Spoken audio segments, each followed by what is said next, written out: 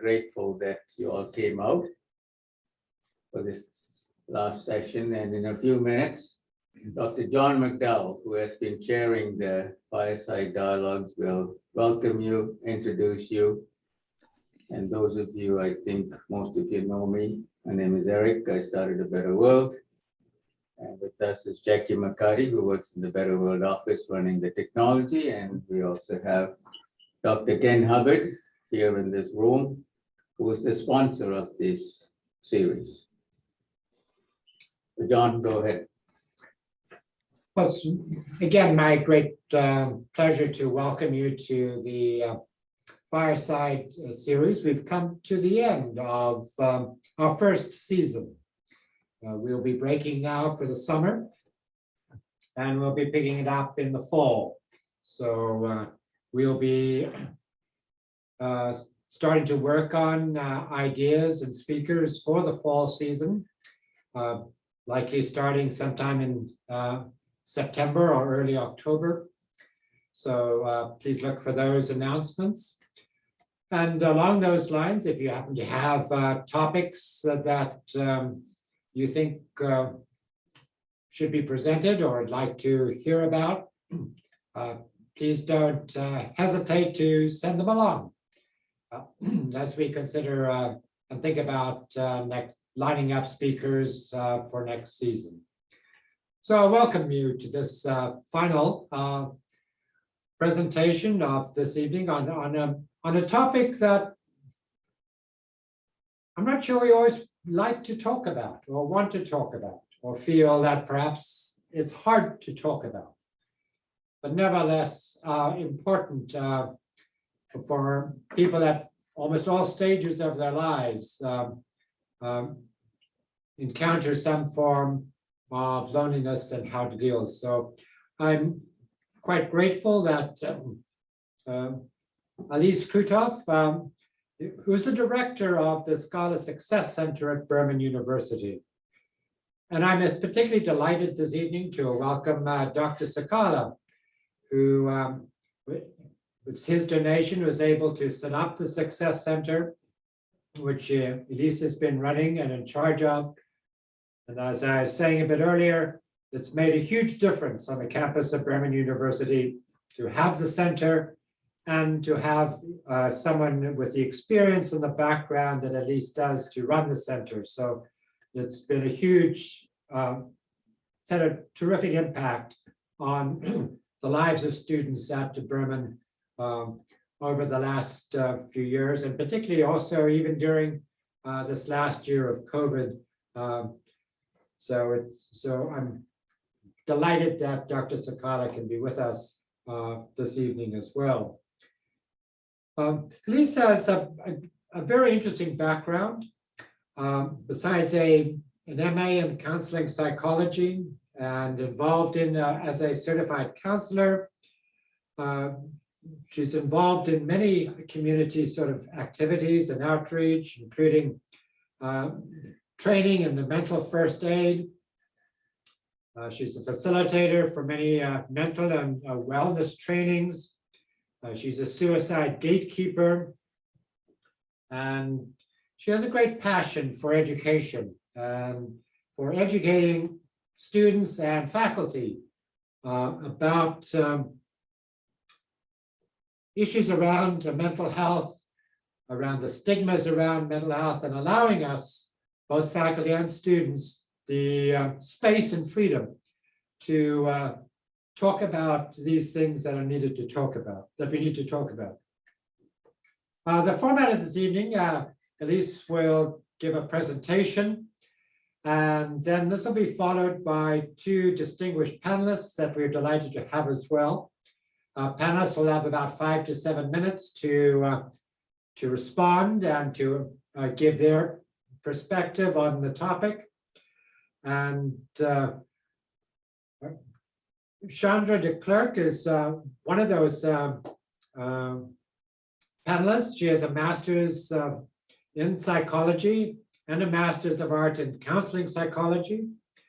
She's worked with mental health addiction, Alberta Health Services, and is engaged in counseling teens, adults, couples, groups, and many years of service to the community with various volunteer activities. And again, even with the Disaster Response Network, and it sits on committees to help shape policy around how Albertans can do work better with issues around mental health. And the second panelist we have tonight is Delicia Adams, also a well-qualified, wonderful person, a therapist and with a master's in marital and family therapy from Loma Linda University. And again, she's also been providing supports, therapeutic support for communities in Central Alberta and Rimbey. And again, passionate about families, couples, healthy relationships, how we build them. And all three of the people tonight who are on the panel presenting have this passion for helping and healing others. And so I think it's appropriate that we end this evening, or this session rather, of this year with an emphasis on healing. As we come out of the pandemic, all of us, I think, are in need of some form of healing in one way or another. So thank you again for joining us. And Elise, it's all yours.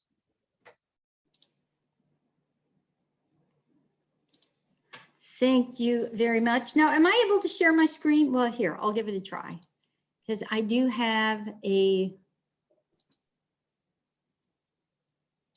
presentation. That way I don't have to be the person at the, oops, I need to move this one. All right.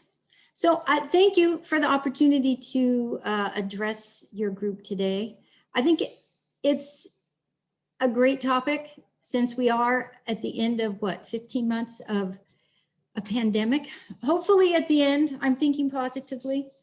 But one thing that this environment over the last 15 months has really shown is that there are a lot of people who experience loneliness and who live in loneliness. So this is I appreciate that the willingness to talk about loneliness and the impact that it can have. And I timed my talk, it was 20 minutes, but I'm not sure I can stay at 20 minutes. I always add stuff in, but I will do my best. So I'm just going to jump right in. Loneliness, we have to remember it's a universal emotion. So it's experienced, worldwide.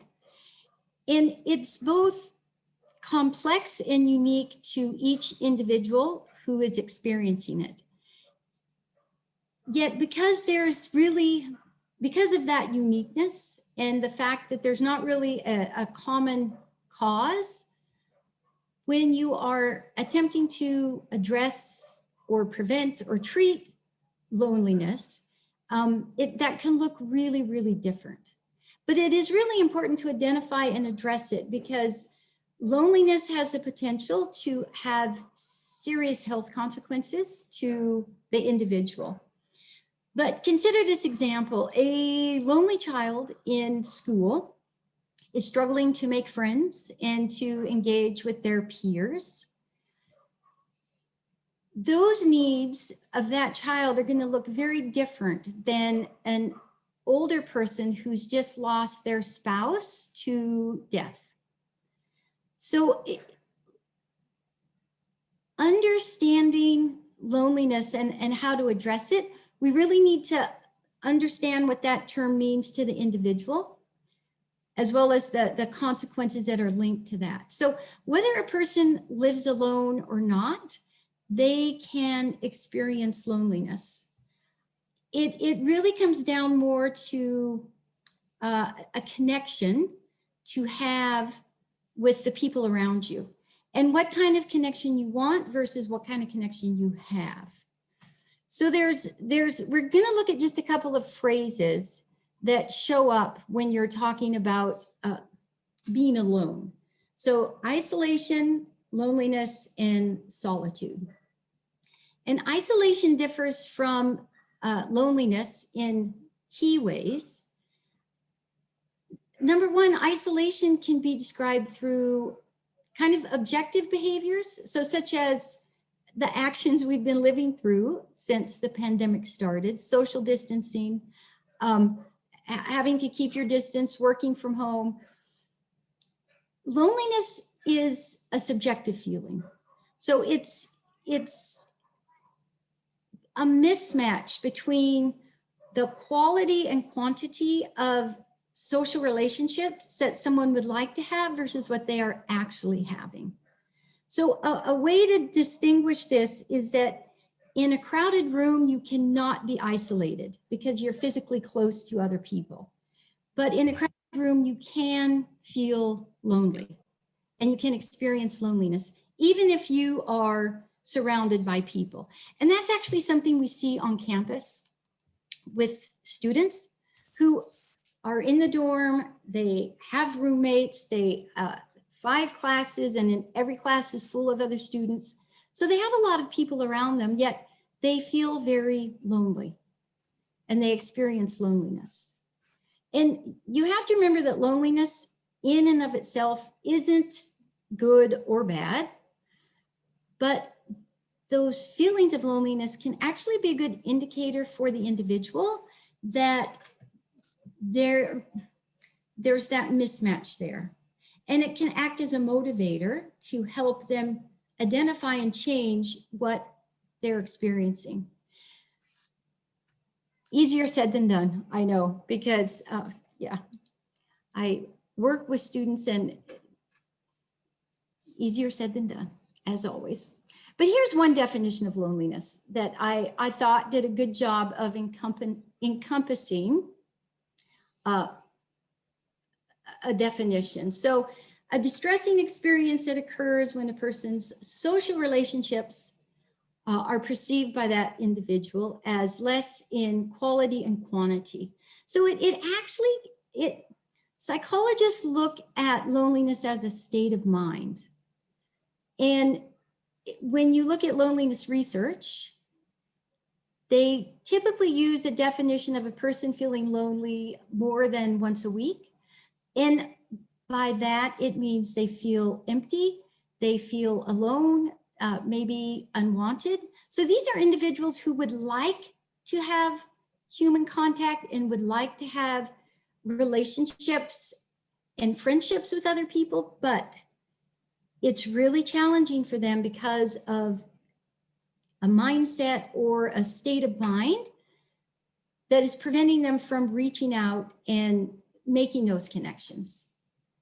So again, it isn't about being alone and isolated. It's also an individual's state of mind. Feeling lonely isn't a mental health condition, but the two are strongly linked, especially when you look at loneliness and depression. But I'm going to touch on that in a couple other slides. When we look at the consequences or the health impacts of loneliness. So when someone is experiencing loneliness or living with loneliness, this is some of what they may feel like they're missing out on. So there's this lack of companionship, feeling left out. Maybe life is passing them by. They see other people connecting, having fun, engaging with others, and they're missing out.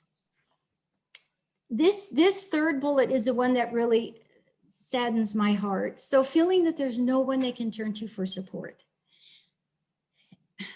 So I can't imagine how challenging it would be if you, let's say, were a single mom or a university student out driving on a road, trying to get back to campus, your car breaks down and you don't feel like there's anyone you can call to come and help you. Someone that has your back, that will be there for you. That would be really, really challenging. And part of this also is what may factor into their state of mind as well. Feeling maybe levels of confidence, levels of self-esteem not feeling worthy to be able to develop friendships with other people or other individuals.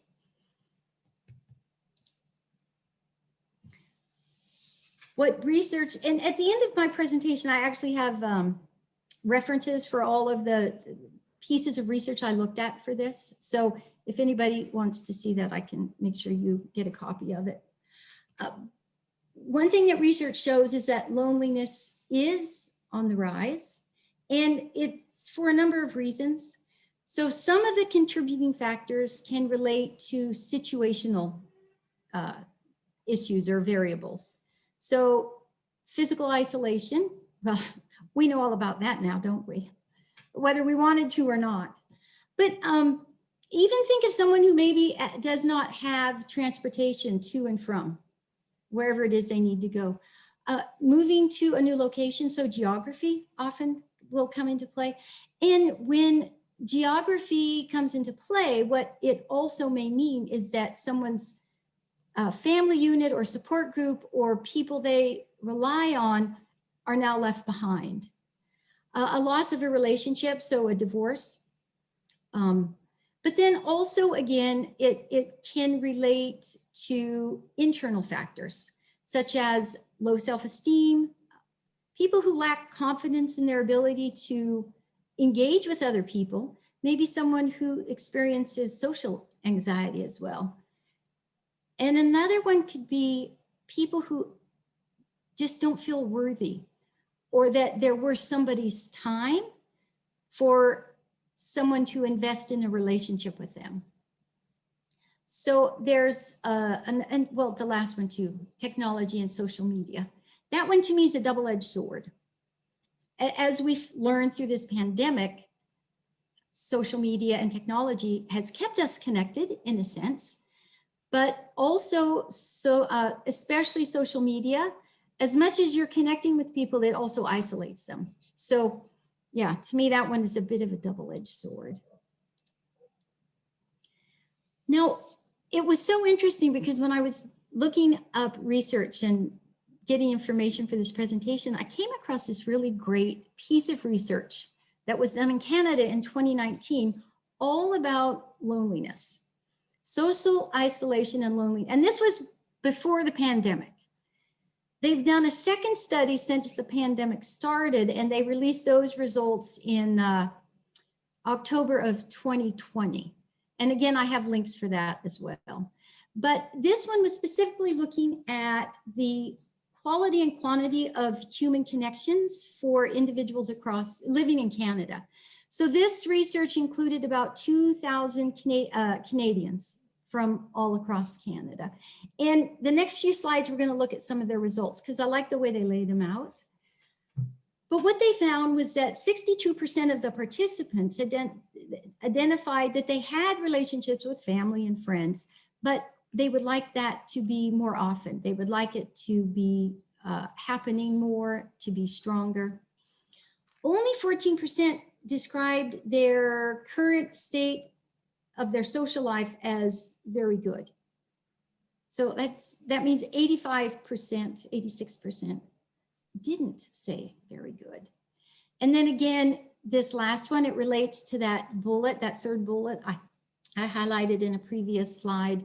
1 in 5 Canadians, so that's 18%, said they have no one to count on in a crisis. 18%. Now, I'm not great at math, but I think that's somewhere around 7 million people in Canada who have no one they can count on. I can't imagine the sense of loneliness that must instill in somebody. Again, to realize somebody doesn't have my back. So this is based on the same research. And what they did is they divided the participants, the responses into 5 different categories. And we're going to look at each one of these in just a little more detail and what each of them might mean. And we're going to start with the cherished category. So this was 22% of the respondents said that they had people, actually more than one person, that they could call on and would come and support them anytime they needed help. So these were individuals who had somebody who had their back, who would be there day or night, no matter what time, to support them or bail them out or, yeah. Now, they were higher than average household incomes. They were more likely to be married. So that is 75%. They were most likely to have children, and then least likely to live alone. So they kind of had right there some built-in protection for experiencing loneliness. People around them, and I don't know if any of you guys are parents, but I know as soon as you have kids, you kind of get thrust into activities and events, and you end up volunteering for activities that you maybe don't want to be involved in. So you're kind of forced to be present and to engage with people and to make connections. Now, the second category, they were moderately connected. And this group fit into the quote unquote average Canadian, if there is such a thing. But in terms of income level, education, age, household composition, all of that, it was the bulk of Canadians. So that was 31%. Now we had a group that was isolated but not lonely. So again, these are individuals who are on their own, but it's not causing them distress, and it's not creating discomfort for them because they're okay with it. So these were individuals who had lower than average incomes and education levels. Almost half were over the age of 55. So perhaps these are people who are, you know, in a place in their life where some solitude is what they're looking for. Solitude can be a great piece of self-care. And then 6 in 10, 62% were married, but the children have left home. And almost half had children that were over the age of 18. But then you have the lonely, not isolated. So this is the group that have people around them, but aren't feeling that connection with them. So the quality of the relationships that they want to have is lacking. So this was 10% of the respondents. So the smallest, and interestingly, the youngest demographic. Just a quarter of them were over the age of 55. So income levels were average, but education was the highest. So I don't know, maybe they're starting out in their career, so they haven't climbed whatever ladder they're going up. But this is an interesting one. Fewer than, 57%, fewer than fewer than 6 in 10 are married or in common law relationships. So that's the lowest number, with the exception of the last category. So they may not have that built-in buffer. And the desolate. So these were the individuals who had the lowest income.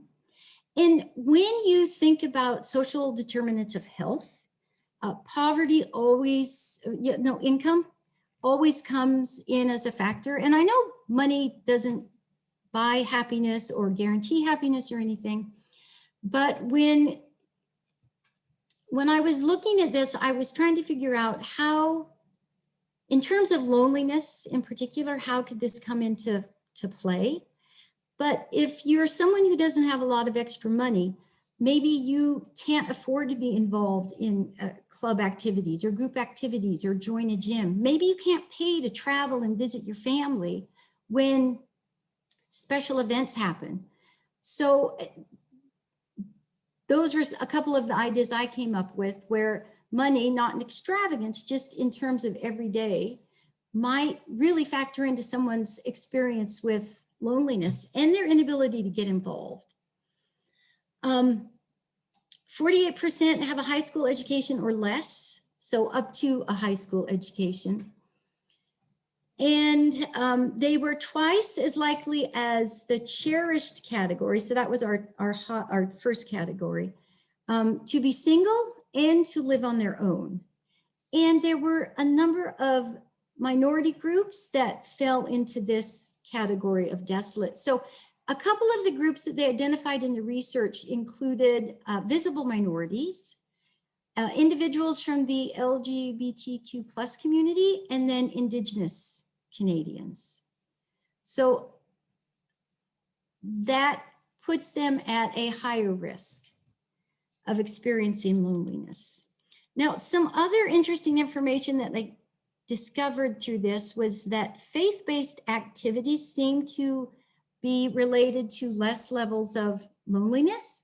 So praying, church attendance, community outreach, or other types of activities like that were correlated with less isolation, which means they were more involved and more likely to engage in relationships with people around them or develop them. Now, I did mention that Angus Reid did a second study once the pandemic started to look at the impact of social isolation and loneliness. And one thing that came out of this research that I thought was very interesting is that in their original piece of research, a strong majority of Canadians said that technology was a positive thing that helped connect them to their family. So Zoom, FaceTime, other video apps that help you connect.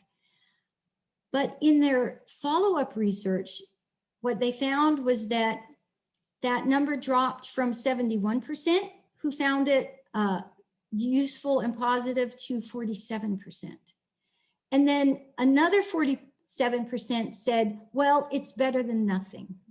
But it definitely is lacking in quality and probably does not in any way equal face-to-face contact that we seem to love to have with each other. Now, beyond this research, there was some research done by the AARP, that's the American Association of Retired People, and this was in terms of North America, so it was Canadian and from the US. But they found that over the past, I think it was 30 years, loneliness rates in North America had doubled. So that's a huge amount. And 40% of the adults over the age of 85 reported experiencing loneliness. And it wasn't just with older people. What they also found was that in first year university and college students, they reported 70% of them had identified living with loneliness. Now, the interesting thing about that 70% is that 2 years ago, we did some research, or we did a survey at Berman. It was the National College Health Assessment. And when we got our results back, 67% of the students reported that within the past year, they had gone through a phase of feeling very lonely. So a lot of the students that I see in our center are students who have left their families behind, who have left their support groups, who have left their friends. Some of them have left their romantic partners, and some are in completely different countries. So this sense of loneliness, isolation, and not being able to connect with the people they left behind. So when I saw that 70% out of the RRAP research, I thought that was very interesting. Here are some of the key signs of loneliness. And what I find so interesting about some of these signs is that if you know anything about living with depression, some of the same signs that you see for loneliness, actually you see in individuals who live with depression as well.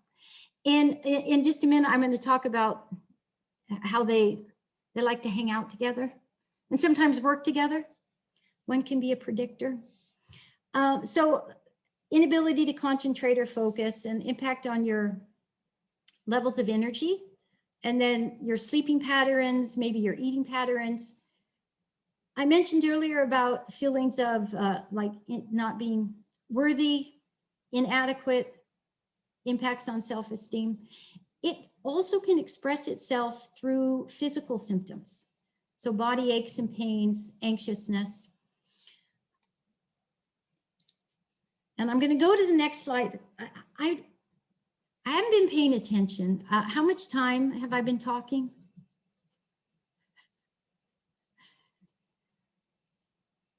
About 25 minutes. Oh, sorry.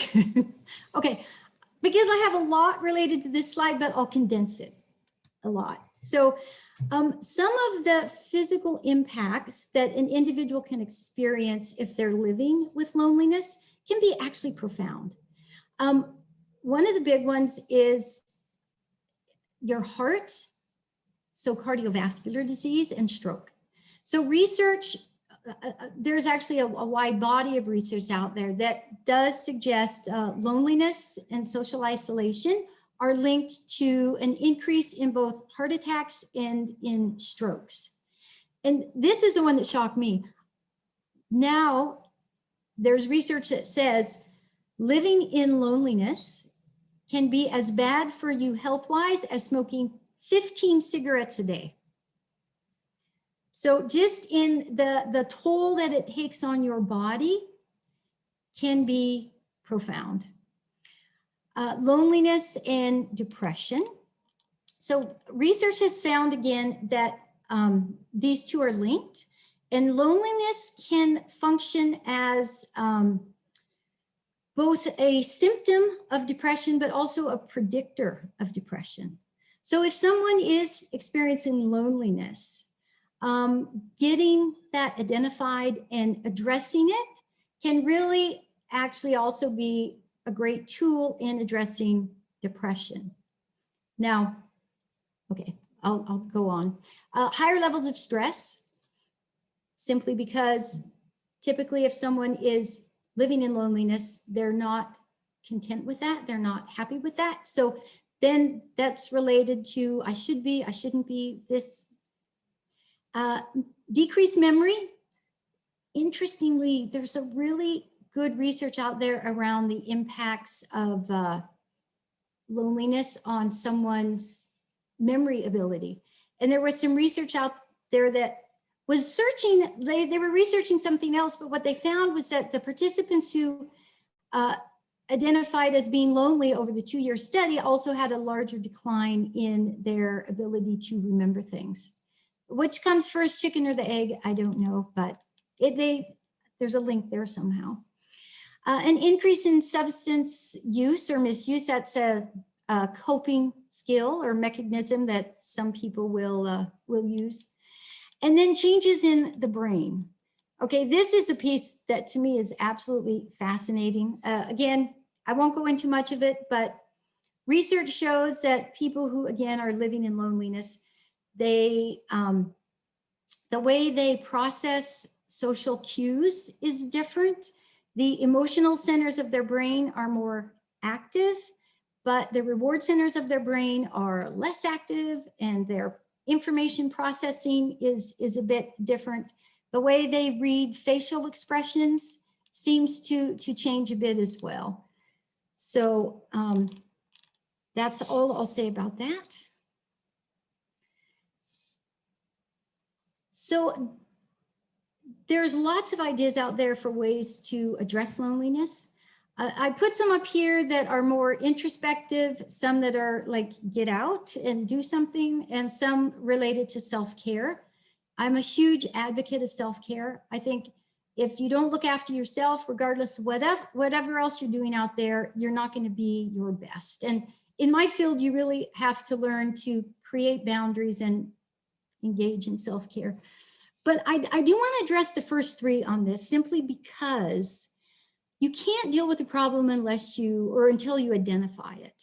So becoming aware and naming your loneliness. So it's really important for people who are experiencing loneliness to recognize that that's what it is. So again, when I'm working with students on campus, we will sit down and try to create this piece of awareness. Okay, what are you experiencing? How is that impacting you? What would you like to change? If you could go out and do something, what would that be? What would that look like? And help them start to identify where there are gaps that they might be able to start to address and to deal with. And that will actually lead to gaining perspective around what loneliness is, the fact that they aren't the only ones on campus who are experiencing that, and really giving themselves a break and being kind to themselves while they figure out what it is they're going to do so they don't feel so lonely. And then make relationships a priority. And again, this is one where when I'm working with students, especially students who also are living with anxiety, creating a plan where you start small. So maybe it is just talking to people when you pass them in the hall. Maybe it is talking to the person you're sitting next to in class, asking them about their assignment or about what they thought of the test or whatever. Start small and lay a foundation for maybe future friendships to come. And then I found these great resources. So the top two are websites that people who are living with loneliness can log into. The first one, the Loneliness Project, it's all about storytelling. So people sharing their stories of their loneliness. And again, it really helps to validate an individual that, okay, what I'm experiencing is normal. And there are other people out there who are living through the same thing I'm living through. The second one is called Q-Teen Buddies, and it's for quarantine. It's Quarantine Buddies.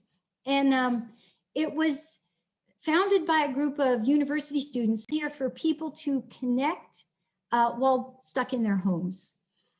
Seniors Can is a federal program to help provide funds to communities and organizations to include seniors. And then the Loneliness and Social Connection is from Here to Help.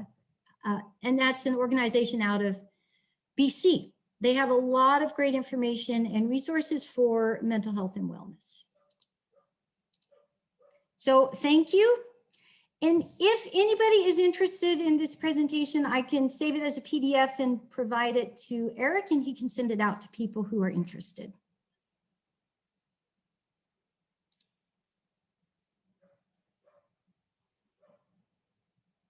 Is anybody out there? Okay.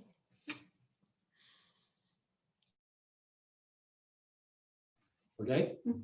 Thank you. They've got me connected again. I appreciate that presentation. There's lots of very good information. Thank you for the resources. I'm now going to ask our panelists to give their perspective, and we'll begin with Shandra. And then Delicia. So Shandra, it's all yours. Okay, so thanks everyone for joining us this evening. I had the benefit of having Elise's presentation shared with me prior to this evening, so it was easier to make a response. So I'm going to try and share mine here, and we'll see how well this goes.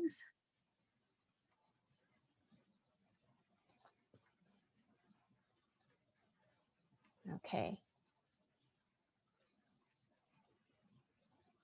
So let me know if this is working for everyone with a thumbs up or something. But I had the sense that this talk was quite timely due to the loneliness and isolation and all the factors that Elise was speaking to that we've been facing over the last 15 months. So the loneliness, we're very aware, it's in the media right now. There's lots of conversation about loneliness and the impacts on mental health, and talking about loneliness as an epidemic. And it kind of struck me as, is loneliness an epidemic due to the pandemic, or is loneliness actually an epidemic that existed prior to the pandemic? So there was a few things, and I appreciate that, I only have 5 to 7 minutes, so I'm going to be speaking super fast. And this is actually an area of research and passion for me. I work with people who struggle with moderate to severe mental illness and addictions. And so loneliness is a substantial factor in a lot of their struggle. But looking at this situation right now on this topic and why it's so timely, how is it that loneliness has sort of come to the forefront in the past few years? If you were paying attention to Elise's data and information, we see that we were becoming aware that loneliness was increasing in prevalence in our population, particularly in our Western cultures, over the last few decades. And the pandemic has really just brought it to the forefront. And there have been some questions on whether or not the pandemic and its restrictions have created this pandemic of loneliness, or if there were other factors contributing to that rise. So I wanted to touch on these very basic points. And I think the biggest key for me was that communication is not connection. And so when you think of the information that Elise just shared about how at the beginning of the pandemic, and we talked about using FaceTime or Zoom or Skype as ways to engage with friends and family, 70% of individuals or even higher, depending on the surveys, were saying that these were great tools in facilitating our connection and helping us maintain our social network. But I'm going to take a step back, because one of the things that in Elise's presentation that I thought was interesting, because I look at this and work with this from a different perspective, is that loneliness is not just about connection to others. Loneliness can be a very internal, personal experience, and it can be the experience that we have of ourselves as an individual. So there's certainly that piece of being deficient in our relational needs, but that relationship can also be the relationship with self. So there's that sense of discrepancy, and it's not just the discrepancy about wanting relationships with others. It can be a sense of not having a clear sense of purpose or path or awareness of who we are. And I think when we think about students, they experience the double whammy. But I also think a lot of our seniors and elders who end up being moved out of communities, out of their home, away from friends and spouses, can end up in this same place where lots of their identity all of a sudden disappears. I think lots of us also experience this when we go through career transition, or when our children leave the home, if we've tied ourselves very strongly to our career, or very strongly into our roles as a parent. So we have this experience where there's a deficient relationship between the experience of ourselves and the experience that we have with others. So when this image really stood out to me, because I think there's that very poignant point that being alone is not the same as the experience of lonely. And so we are inherently social creatures by nature. And historically, our survival was dependent on our social connection and cooperation. We do not survive as human beings very well out in the world if we don't have friends and family and we're not cooperating. We don't have the thickest skin, we're not the fastest, we're not the strongest, we're not very scary. And so if we weren't working together and we didn't have the support of a group, we did not thrive, we did not survive. So when we think about that piece, we often grew up and were connected to family and in our community. And that's changed certainly over the last 100 years, but I would say more so in the last few decades. When we pursue education, when we pursue careers, this can be anywhere in the world. So we don't stay in the communities where we're born and raised, and often those pieces shift. So we must be much more intentional about our engagement in our community. Even before the pandemic, we were aware of this impact of social isolation. So Elise did a great job of highlighting the factors and the pieces that we start to see and the impacts on mental health. And maybe we were even looking at the same study, Elise, but this sense of isolation and loneliness was found to be more than twice as harmful than obesity to our mental and physical health. So they compared this to the misuse of alcohol and smoking, upwards of 15 cigarettes a day. So when we know those health impacts, we don't think of loneliness or social isolation of having the same significant physical impact. So I think the biggest piece here is that the pandemic restrictions really brought to the forefront how many pieces of our society have changed and the impact that's had on our social connections. Our technology has allowed us to network and communicate more quickly into larger audiences than ever before. But there is a very substantial difference here. Communication is not the same as connection. And I think that's the piece why when we look at that research about communication and those forms of using things like Zoom were great in the beginning, and why we're not seeing them as useful a year, 15 months into the pandemic. Because talking at each other in a form like this doesn't have the same sense of flow and connection and shared space as a face-to-face conversation. So we do know that communicating is not the same as connection. I literally get thousands of emails a day. Those are all forms of communication. I do not feel connected to any one of those emails. So there's that piece of emotional space that we miss when we're only communicating through our technology.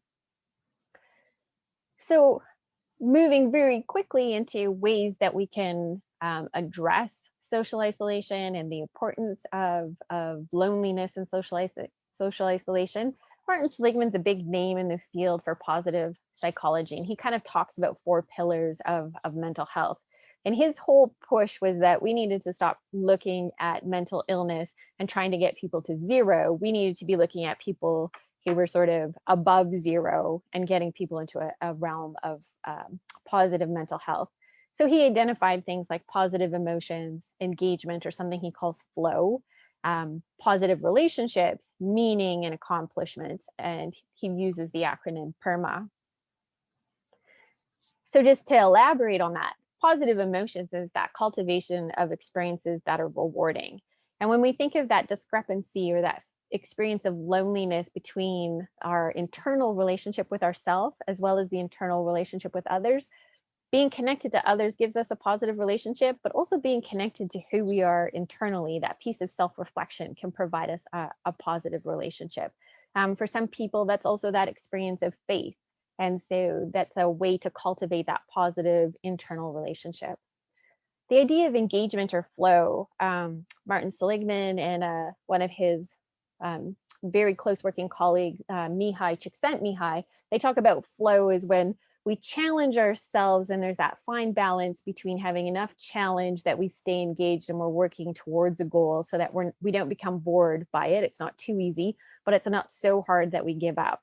And so that's that place of flow. So we need to find things where we're constantly challenging ourselves, but not setting the bar so high that we end up spiraling into a place of defeat. Relationships in all of Martin Seligman's work, having a strong social network was one of the most substantial factors for positive health and well-being. So you can look at his book. I do have the source at the end of my presentation as well, but his book Flourish really talks about these factors. Meaning, anytime that we engage in something that has meaning and purpose to us, that has value to us as an individual. For some people, that might be playing checkers or doing Sudokus. For other people, it's going to be going to a hike or volunteering in some capacity. And then accomplishment.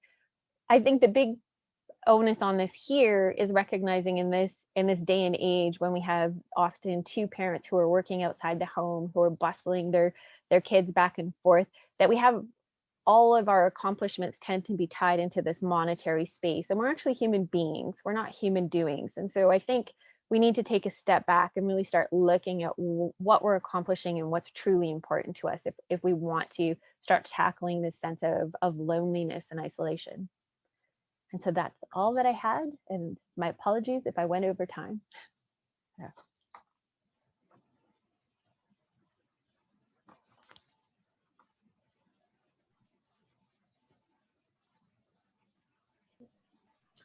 Thank you very much. Again, very important information. Delicia, we've been waiting to hear from you. Take it away. Well, thank you guys so much. This is wonderful to join you. And I'm just so honored to be on along with Elise and Shandra. I've benefited so much from what you guys have shared as well. So I'm hoping I can add a little bit more to the conversation. And so fortunately, just like Shandra, I had access to Elise's presentation beforehand. It helped me to kind of formulate a little bit of my response. And so just kind of coming from a marital and family therapy background and really being in family systems theory, I'm going to take a little bit of a different angle on taking a look at loneliness. So some things that really stood out to me from what Elise had shared, as well as what Shandra had mentioned, was just kind of talking about some of the subjective nature of loneliness. So if we take a look at some of the definitions that were shared, it's not just about being alone, but it's really about that sadness about being alone. And I think that's pretty significant, as well as the fact that it's really our perceived experience that informs how we feel and whether or not we feel lonely. So I'm going to share my screen and go into a little bit of the information that I got presented for you guys.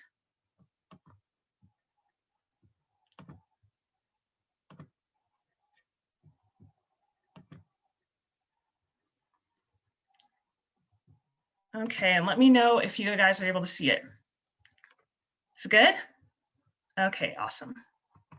All right, so I called it Rethinking Loneliness, but it's just kind of more a play on words. So I'm not saying that loneliness is all in your head. So that's not what I'm saying, but it's kind of recognizing, since loneliness can be so subjective, maybe we can rethink about how we experience it and just some of the ways that we get influenced that maybe also could be amplifying some of our experience of loneliness itself.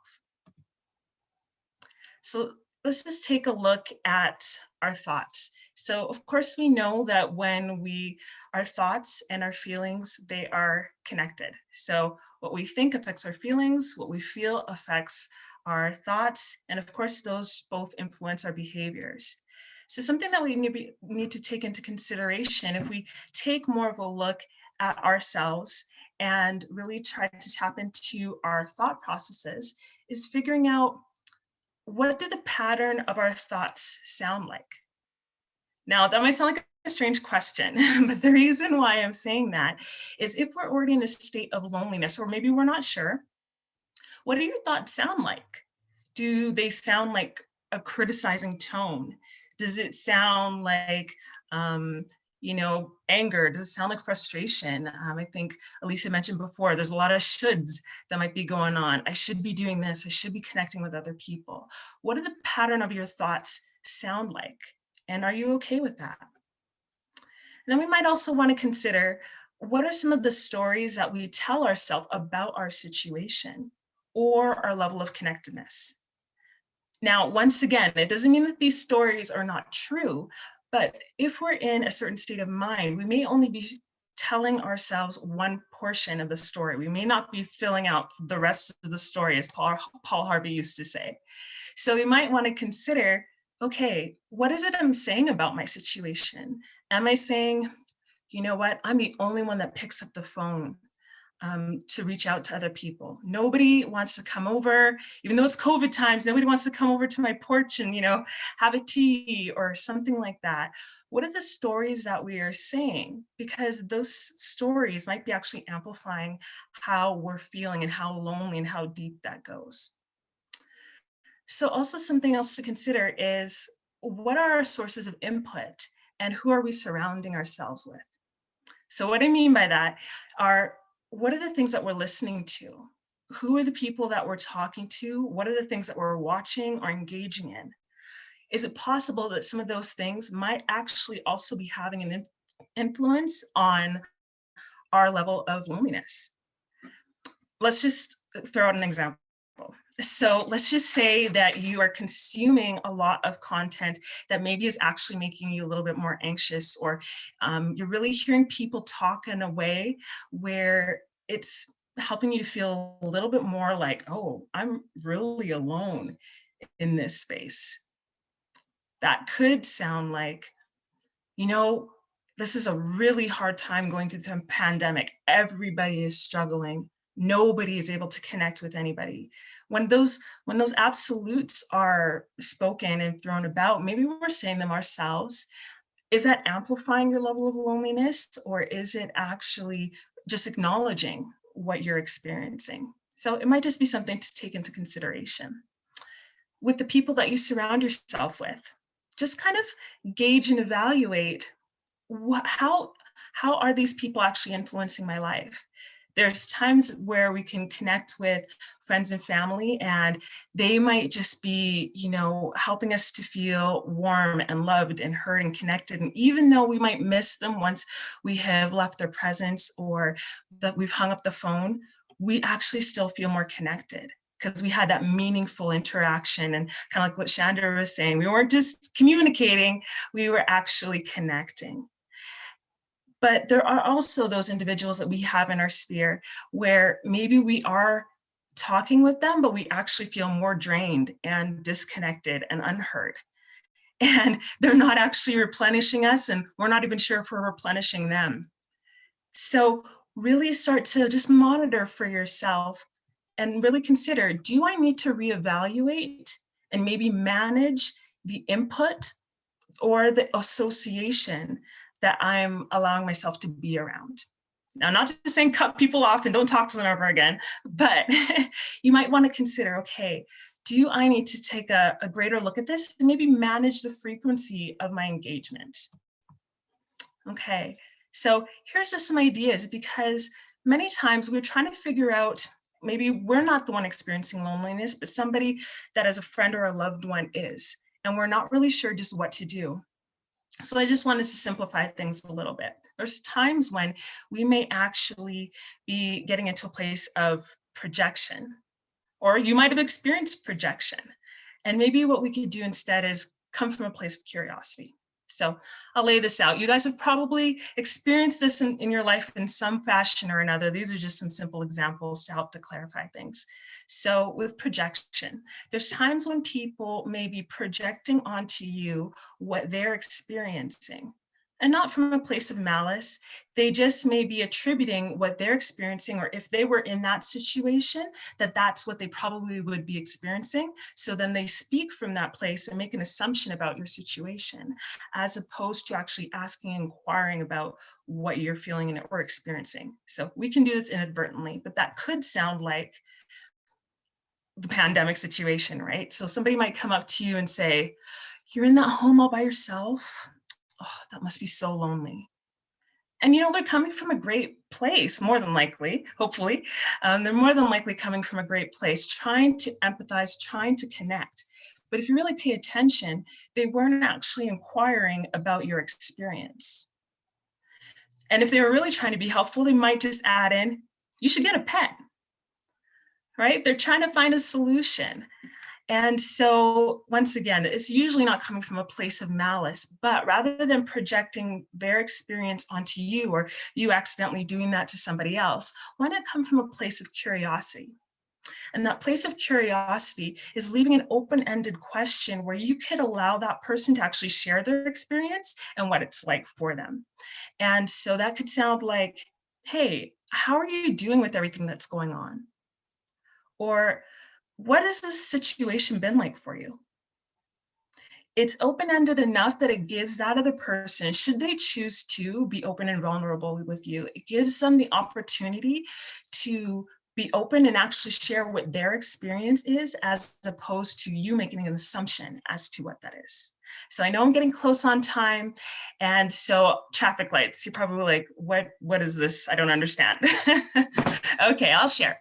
So traffic lights, somebody shared this with me a handful of years ago, and I found this super helpful, because despite how I'm talking right now, speaking to people and talking to people I don't really know has been a struggle for most of my life. And so it's more just the past handful of years where I've become more comfortable. And this is one of the principles that's helped me. So with the traffic light or stoplights, if you think of people when you're wanting to engage with them, think of them as traffic lights. Some people are going to be red lights. You can talk to them, you maybe say hi to them in the grocery store, socially distanced, mask on and everything, and they're just like, they just look at you and walk away and act like you never said anything. Some people, you might reach out to them, give them a phone call, message them, and they don't respond. they just don't want to engage for whatever reason. They might be going through a season of loneliness, but they might just be in a place where they're not wanting to engage. That's okay. Then you get the yellow light people. Those are individuals who it's kind of hard to tell if they want to be in conversation. You're not 100% sure, but it's kind of touch and go. So maybe they'll engage for a while, but it would probably drop off. If it drops off, it does. And then there's the green light people. Those are people who are more than likely interested in engaging, and it might take a while to get that conversation going, but they really do want to engage. And so as you are going through a season of loneliness, or you're an individual that's coming out, or you're trying to help somebody who is in a season of loneliness, try and help them to understand this concept that they're going to come across at least 3 different types of people when they're trying to re-engage. And so just keep going, keep trying, don't give up on yourself, and help that person not to give up either, because there will be those green light people who want to engage with you as well. So I'll just go to my last slide and I'll wrap it up real quick. I'll just highlight a few things.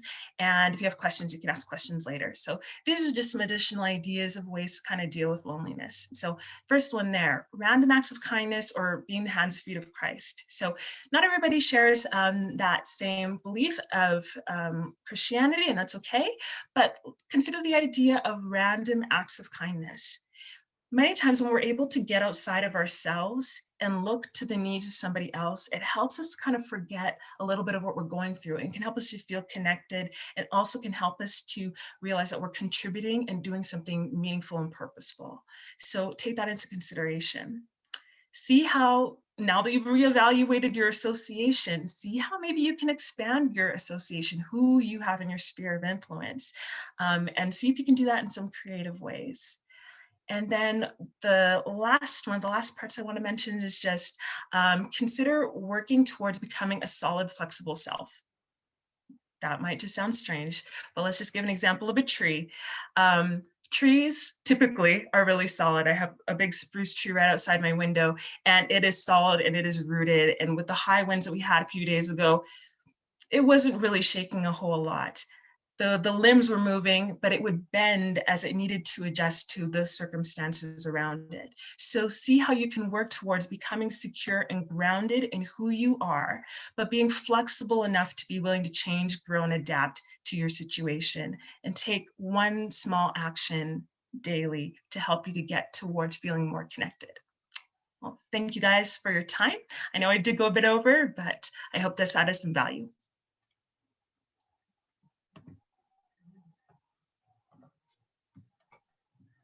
My thanks to all 3 of you. We do want to extend this opportunity to those of you who are on this call or part of this present viewing tonight to ask questions. Here's a great opportunity to engage 3 great experts in this area. So we invite and ask you to place a question in the chat. So while people are thinking, I will start off with a question to anyone on the panelists. In listening to the presentations, it strikes me that in some sense, the symptoms of loneliness and the solutions fall into 2 categories. Category 1 being the self, the internal, and category 2 being the external, the relationships with others.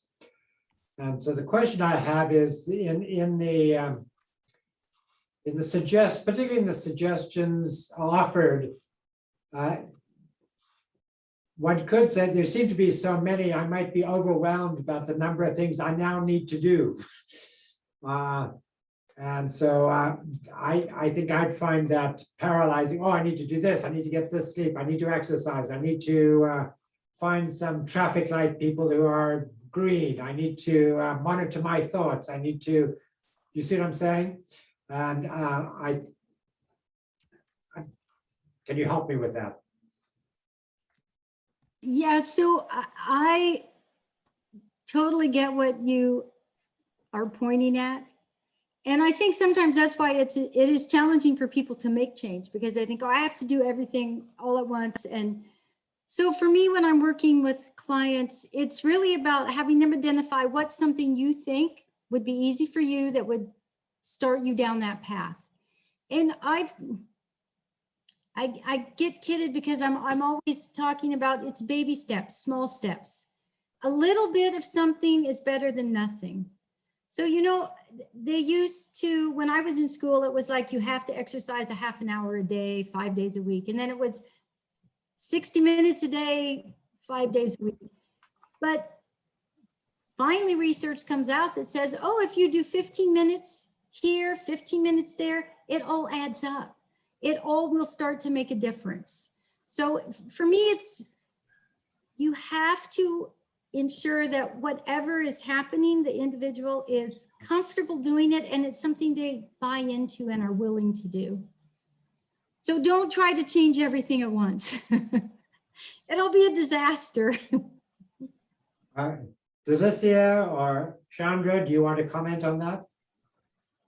I think my advice would be the same as Elise's, is that it's really looking, it's sort of like when I made the statement that we're human beings, we're not human doings. And so that pressure that we put on ourselves to accomplish everything, all the things immediately with 100% success, those are unreasonable expectations that we put on ourselves. And so it is often starting with the smallest, most manageable piece and then being able to build from that.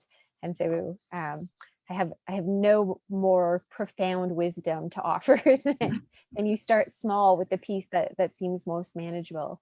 So I have a friend from Kenya who said to me once that you can only eat an elephant one bite at a time. And I remind myself of that. And so I use that often with clients as well, is that we can only do one thing at a time. Mhm. Well, thank you. I think one of my problems is I try to do too many things at once, and you know what happens there. Delicia, do you want to comment at all? Yeah, I agree with both of the ladies. That's absolutely it. I think I can totally fall into that category of wanting to do so many things because you're all like, oh, they all sound so good. And so I guess what I would say is, from what you've heard from us today, if there's something that resonated with you, and it might be like a few different things, maybe jot those things down and then look and see, okay, which one of these things do I think is that manageable thing that I could start small on? And so that's why the last part that I had was, take one small action a day. And so there's a book called like Atomic Habits, and it really just talks about, breaking down, if you want to build a new habit, like break it down into really bite-sized segments. And so maybe starting with a 2-minute rule, especially since the symptoms of loneliness are very similar to depression. Maybe just say, hey, I'm just gonna reach out to one person and it'll only take 2 minutes a day. Okay, that's where I'm starting. And then just keep building, whatever it is. Yeah. Thank you. I would love the opportunity. Oh, go ahead, sorry. Sorry, do you want to comment, Chandra? I would love to respond to Dr. Sakala's question about the differences between extroverts and introverts. So extroverts, they fill themselves up with people and being connected socially, while introverts need that solitude. And I think when we think of this experience of loneliness during the pandemic, I think introverts were rejoicing that the world had finally slowed down and stopped pressuring us to meet these unreasonable demands. And it isn't until these later stages that the introverts were starting to miss some of the more nuanced connections. So I don't think there's an introvert in the world who is very upset that they don't have to engage in grocery store small talk any longer. I think that's a great relief and a burden that's been able to be left behind. But those meaningful, deep conversations, because introverts, they fill themselves up with solitude, but it's about reflection. But any introvert looks like an extrovert when it's something that they're passionate and excited about. I love people and I love the work that I do, but you put me out in Disneyland and I'm not talking to anybody. And so there's a difference of engagement. And so I think this is the place where we're starting to see the impacts of being having our connection and the meaningful parts of our connections eroded by these sort of forced constraints and the inability to engage in the ways that we normally would. So the things that you might be doing to fill up your bucket, those pieces of self-care that do require, you know, whether it's attending church or a family function, those pieces now are the places where the introverts are starting to feel like the toll of the pandemic is taking, whereas extroverts felt it in the first week. They were already struggling. And it's just gotten worse for them. They've actually, I think, become a bit belligerent and enough is enough and I'm getting out there again. So. Yes, thank you.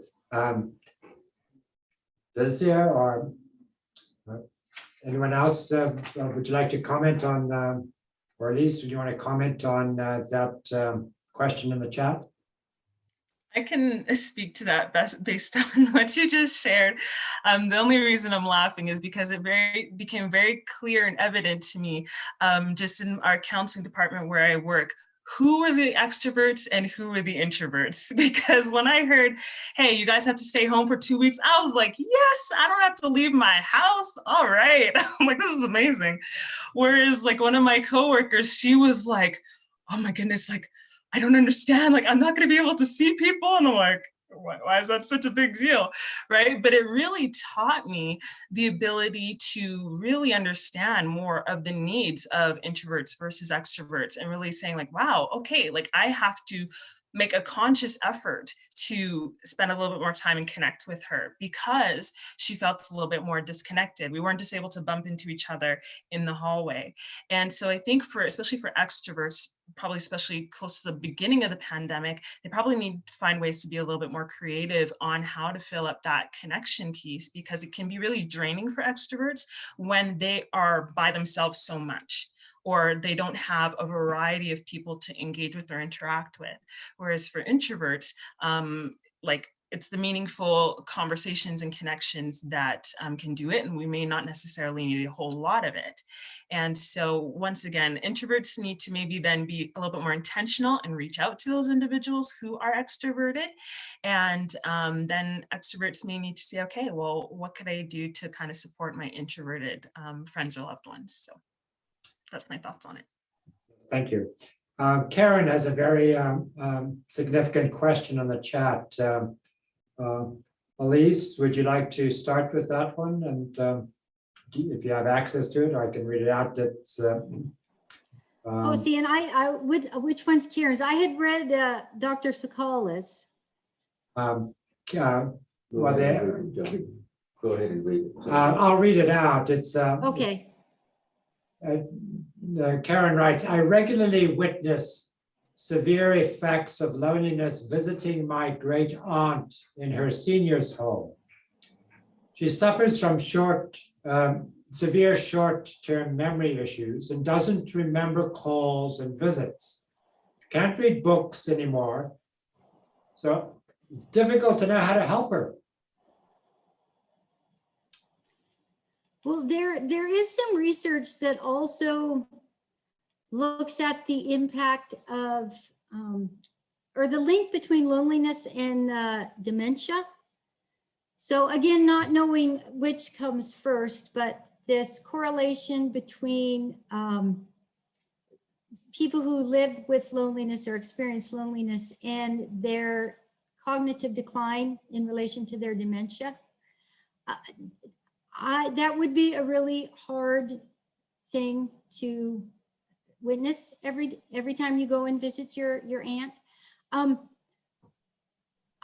don't know if you're asking for like, what should I do when I'm with her and stuff? If that's the first thing that jumps to my mind really is if she's one who loves reading, read to her when I visit her, and engage in that way. But I mean, it's a much more loaded question than that. Shandra, or Yeah, the Martin Seligman book that I referenced, actually, he focuses a lot on the impacts of dementia and loneliness and the lack of a social network and populations that are really quite vulnerable that way. And so Elise's recommendation of reading to her, that shared space or that shared presence is something that's known to be very beneficial. Also physical touch. And so this is where we often see like pet therapy. So the therapy dogs or cats or rabbits or guinea pigs that are able to go in, because there's something about that tactile experience when there's that piece where when there's been significant or substantial cognitive decline, that there's something about something small and breathing, that's responding to your touch that seems to alleviate the symptoms of loneliness. And I mean, it's a little bit creepy to me, but they're kind of cute. They now have robotic cats and dogs that can do that, so that they can bring them into homes. They look very real, but they're meant, in places where they can't have animals because of allergies. But there is something about that tactile experience, and so I don't know if your great aunt is able to knit or play checkers or things like that, but that's another way to engage, and that seems to alleviate that symptom of loneliness. Delicia, do you have anything to add? The only thing that came to mind was just a little bit of like for music therapy, just thinking of, if she loves music or loved music, there's something that's so powerful many times when you see people who are in cognitive decline or dementia, if they're able to play something from an era, maybe especially like their teen years, that can just kind of bring them right back a little bit, or, you might be able to sing or maybe dance a little bit together, playing that music that might really help her to feel a little bit more connected to. Thank you. We have another very interesting question. Could you speak to the role of gender? Single and married and divorced women have the same mortality risk, whereas married men live longer than single or divorced men. What role does gender play in this discussion? Very interesting question from Dr. Sakala. Yes, so I'll start with this one. Typically, men, especially as they get older, their social relationships are through their spouse. So their wife, she's the one who makes sure they connect with the kids, the other relatives, with friends. Also, when their wife is still around, they're more likely looked after. So in terms of eating well, taking their medication, making it to their doctor's appointments. So that when she is gone, so married or divorced or widowed, a lot of that falls by the wayside. The other thing is men are less likely to reach out for support for whatever reason. And I don't want to be gender stereotyping or anything, but it's just what we can see in research. Elderly or older men are also at a higher risk of suicide, and partly linked to lack of social connection, feeling hopeless, but also maybe feeling like they're a burden to their family. And that's another reason they may not want to reach out to siblings or kids or grandkids to seek support. There was I was just trying to find it in my presentation. There was a statistic I had that I didn't get to read, but it was specifically related to elderly men or socially isolated men. So not necessarily elderly, but they were at, another piece of research found that socially isolated men, so by that it meant not married. So their spouse, they're never married, or their spouse or partner was gone for whatever reason, had fewer than 6 friends or relatives, no memberships in social or religious organizations or groups. They were at a 90% increased risk of cardiovascular death, and also double the risk for accident or suicidal death. So. Does the factor that at least men are sometimes socialized to solve problems and not to reach out for help, would that play a role at all? Oh, I'm sure there's a lot of factors that go into that, but definitely like cultural environment and upbringing, it all, I think, factors in. Thank you. I think we have time for one more question. And before we go to it, I'd like to just remind people that the presentation will be available to those of you who are registered for this series. So the slides of the presenters and the materials presented will be available to you on the website after the show, after this evening, sorry. A final and sort of very interesting question is that is asked about brain changes. Dawn is asking that the brain changes related to loneliness, and can you comment on the brain changes related to children experiencing loneliness, such as losing a parent or sibling or something, or the pandemic? Are these in children, are these permanent or developmental changes? Brain changes at, like perhaps comments from all of you on that one. Happy to speak to this because my first master's was in neuroscience. And so the good news is aside from like traumatic brain injury, our brains are plastic in that we always have a great capacity to regain any sort of loss or change. Our brains are very capable of that. There is a difference though for Dawn on the difference between loneliness and grief and loss. And so these would be two very separate experiences. And so there's some beautiful work out there. Her name is not coming to me off the top of my head, but I can include it as a little sort of footnote in my slides, talking about the impact of loss and loss where there's stages of grief that aren't able to be expressed. And so the pandemic would be very significant. Many individuals around the world, but certainly in our communities, have lost loved ones and not been able to engage in, what we would consider to be a therapeutic grieving process. So they're not able to get together with friends and family. They're not able to be at a funeral and to sort of go through those processes. So children experiencing that, there are certainly some ways that can impact their view of life and death and how they see things, and it can contribute to a great deal to anxiety, interestingly enough. And so there's some beautiful research and ways to address that. When we think about loneliness with children, though, that's where we would see again, lots of those sort of anxious behaviors. When individuals are quite isolated, we see changes in the neural architecture. We see changes in neurotransmitters. So those are the chemicals in our brains that tell us if we're happy or if we're sad. And one of the biggest ones that's impacted is serotonin.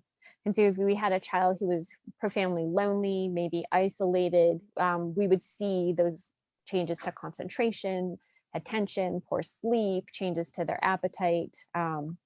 And so again, with support and intervention and therapeutic milieu, then those things can be resolved.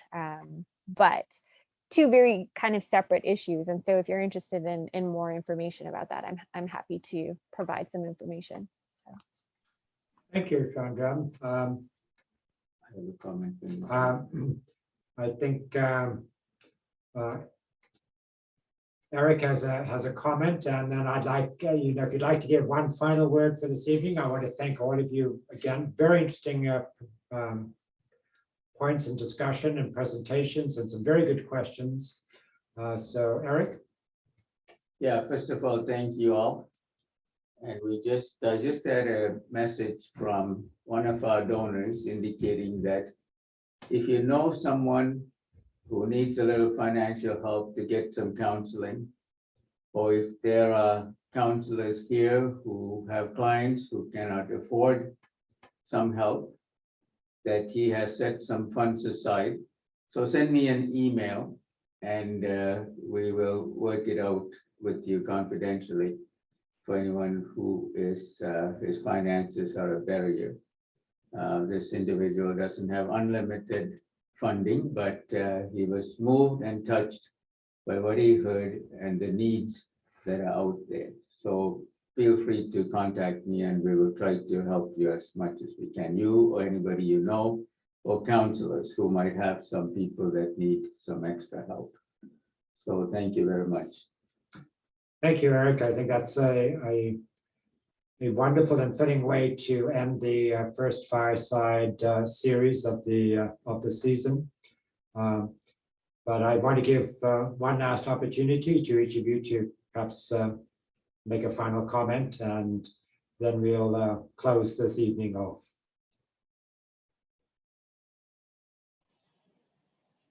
Oh, I just would like to say thank you for the opportunity to speak to you guys today. I respect the work that A Better World is doing. And it's been a privilege to be here and share the evening with you. Thank you. Shandra? And similar, thank you very much. It's been an honor and a privilege, and I enjoyed the words of wisdom from my panel members, and I really appreciate this opportunity to talk about something that's so impactful right now. And Delicia. Yeah, I just want to also say thank you so much for this opportunity to be able to share, be a part of this panel, and just to be able to hopefully add some value, and that there's at least one small thing that you can take away and maybe put into action, or you can share with somebody else who wasn't here today. And yeah, this was just a really wonderful event. And so thank you, A Better World, for putting this on. Again, my thanks to all. And again, if you know someone, if it's you yourself or you know somebody that needs some help, please reach out to Eric, and we can work things out confidentially and privately. So have a good summer, and we hope to see you all in the fall as we start up the series again. I want to thank Dr. Hubbard for sponsoring this series, and for Jackie for all the technology assistance, and to all of our speakers. And Jackie will send out the entire series, I believe, of the whole Fireside to everyone. So those of you who missed the previous ones may want to look through those topics. Again, thank you, and have a great summer.